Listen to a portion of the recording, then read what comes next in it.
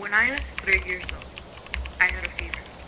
It was so high my parents had to feed me water through an eye droplet just to keep me hydrated. As my temperature soared, a figure appeared on my ceiling. Batman.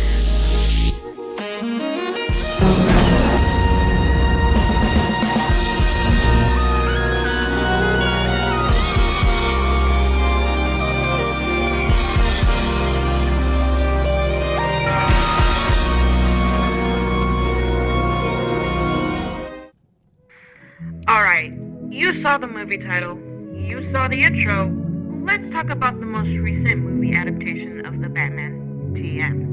Now, when I first saw the Batman 2022 movie, I was absolutely enthralled by it. I didn't see the movie in theaters, but gosh darn it, the movie alone makes it feel cinematic. The cinematography, story, design are all aspects of the film that not only make the movie successful in regards of being a cinematic masterpiece, but also a successful Batman reimagining. But in order to understand how we went from point A to, well, Z, we must first look at some necessary context. Detective Comics Issue 27. Release May 1939. Now, unless you've been living underneath the rock, you most undoubtedly have heard about the Caped Crusader. He needs no introduction. Batman's creation was influenced by various sources, including Sherlock Holmes and Thoreau. And it would be these two guys, Bob Kane, the artist, and Bill Finger, the writer, that are credited with developing the character. But keep in mind, the comic in which Batman first debuted in had a drastically different tone compared to modern depictions of him today. Within the cover alone, the colors used are a much brighter color palette compared to today's modern depiction.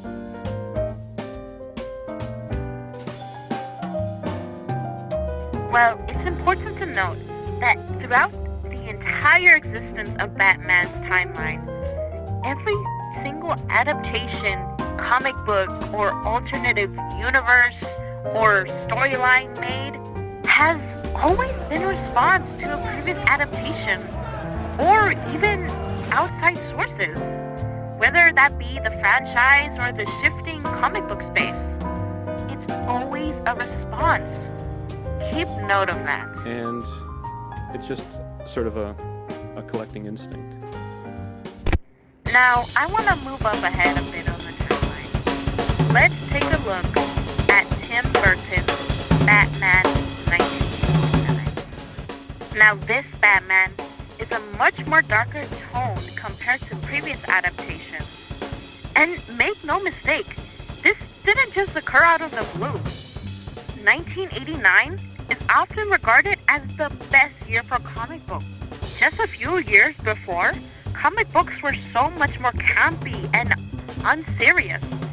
But it would be the shifting landscape that comic books and the entire space as a whole would find more liberty and success with more grungier and edgier and even more tonally darker stories.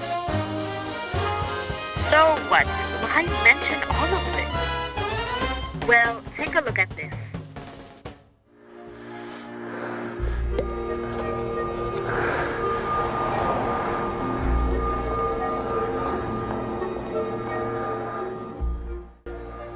This is the start of the movie. It opens with a perspective shot. The perspective shot serves as not only a cinematic tool, but a narrative tool. Throughout the entirety of this movie, we explore not only the perspective of Bruce Wayne, but the perspective of Selene Kyle, Commissioner Gordon, and even the Riddler. The audience, alongside Bruce Wayne, journeys on a voyage of understanding others and their perspective, seeing the world through their eyes. This is ingenious, as the film is not meant to be an origin story. No, it is meant to be a film that shows the transitioning period of Bruce Wayne becoming Batman. Bruce, within this film, cannot confidently say, "I'm Batman." Instead, he says, "I'm vengeance." A reflection of how Bruce himself is still mourning the death of his parents. He himself isn't sure if it's worth it being Batman. Boy, you're a real sweetheart. You really don't care what happens to me in there tonight, do you? But he's so pent up, trapped within his own worldview, he fails to see the struggles of others. And this is what the beginning scene sets up masterfully. The journey towards understanding. Which leads me to my next point.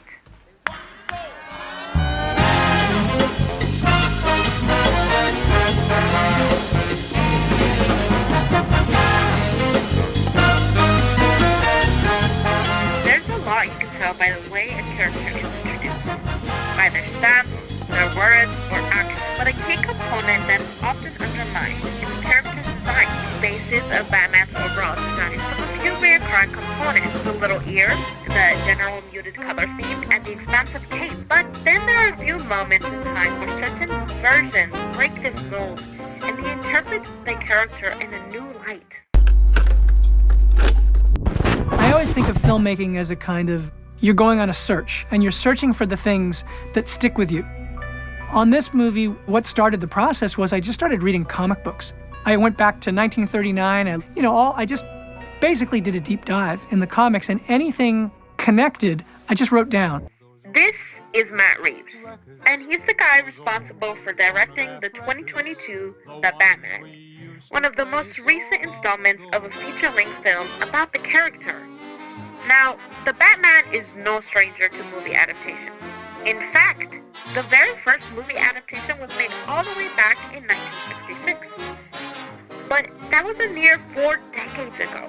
And ever since then, the character has been passed along from director to director, each with their own unique spin for both the world and the character. However, it is this exact reasoning that has prevented the character from ever fully achieving a movie that is solely about, well, the character.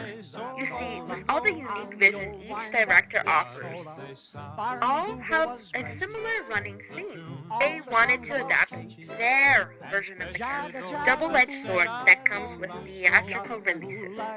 With all the whimsical oddities Tim Burton gave to the world, to Snyder's more cryptic spectacle depiction, have ever truly captured the likeness of the Batman without shifting it with their visionary bias. Now, this is not to say that all other adaptations with the character are automatically bad. No, that is not what I'm getting at.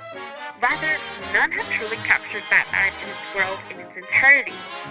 That is, until the most recent installment. You can see the stitching. Undoubtedly, the repeated theme throughout the production of the film is how it should be grounded. This is perfectly reflected in all aspects of the film.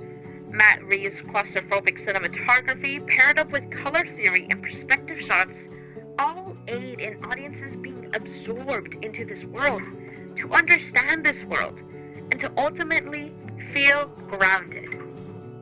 Of course, this is also shown in Batman's design itself. Clever. It almost feels like the suit is tactical, homemade. This is intentional. It's an asymmetrical design, very much reflective of the character and the arc they go through itself. There's nothing particularly engulfing about the suit either. No, because you can still see the man behind the cowl.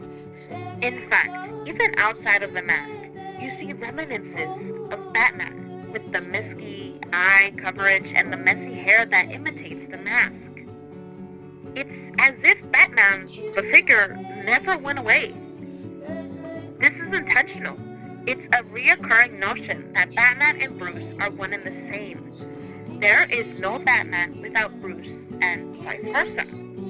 Batman is not meant to be the true self for Bruce Wayne. This is what Matt Reeves excellently establishes. For not only is there a Batman suit, but there's also a suit for Bruce, deemed the Drifter. The clothing itself is nothing special, but that is because it isn't meant to be. It's meant to feel average camouflage or camouflage. Despite Bruce being a whiteout in the open, his appearance is unsuspecting. It is with this disguise that he is able to keep an eye on Gotham City. It's such an interesting thing to see. With every new installment of the character comes a new revisiting of interpretation. If we were to compare Matt Reeves' design to the previous installment, Zack Snyder, we would witness a stark contrast. Zack Snyder's adaptation, a more romantic and emotionally motivated character, a character that is boxed and stuck in his worn-out ways, a character that seemingly has lost sight of their true goal. Matt Reeves' version seems like a direct juxtaposition to Zack Snyder's more bulked-out design of a character. In fact, if we were to go further back to Nolan's version, Batman's suit is a more idealized version. The material is even difficult to pinpoint, very much favoring crisp, clean circles. In Nolan's adaptation, Batman is refined.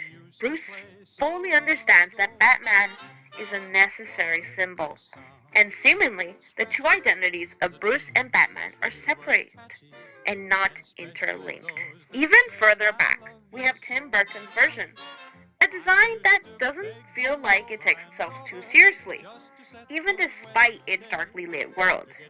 In fact, this design makes the character feel as if they relish the Batman identity, flaunting the symbol with the yellow display, sharp, expressive.